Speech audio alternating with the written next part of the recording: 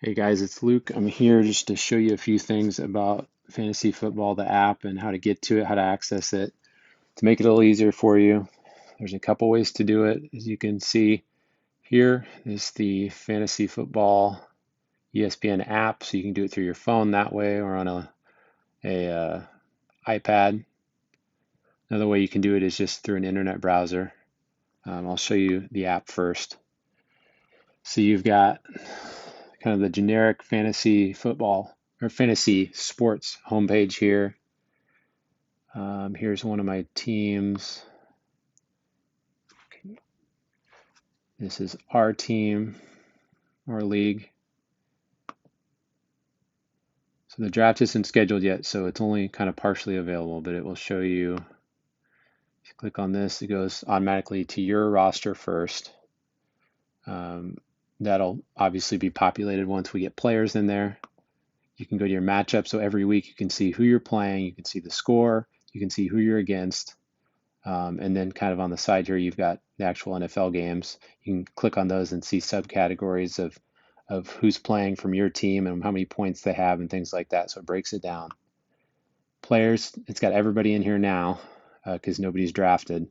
But even when the league started and we've got full rosters, you'll see all available players here. So you can add and drop players through there through the Players tab. In the League tab, that's kind of got the majority of the options here for you. I know at least one person reached out and said they couldn't find the poll. This is where you'd find the poll at. So you can vote here on the poll for when our live draft is going to take place.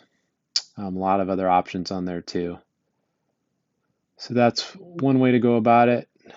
And then you can also, if you're on a computer, just open up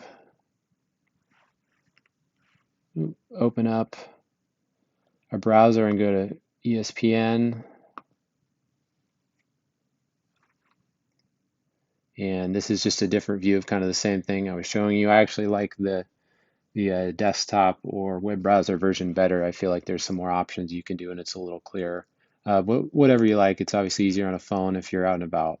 But you can go through here, you can see your team, go through the league and see a lot of those options that I showed you before. The players tab, it's got a lot of the same tabs, but it's a little easier that way too. The one thing I would recommend to you guys before you start, especially new players, but really anybody who hasn't used ESPN, is to do a mock draft. A mock draft is just a practice draft where as soon as you get your players, it's thrown out and it's done. But it's a lot of practice on how to pick players. You can learn about the players before our draft actually starts to kind of know who you want to target before we go into our draft. And I think it's pretty helpful. It'll be frustrating to you if you have never done one at all, and just try to do it for the first time when we draft. So I will send you guys a link to that and maybe do another video too later on, actually doing the start of a mock draft to show you guys what to expect when we start our draft. Hope that helps. Thanks, guys.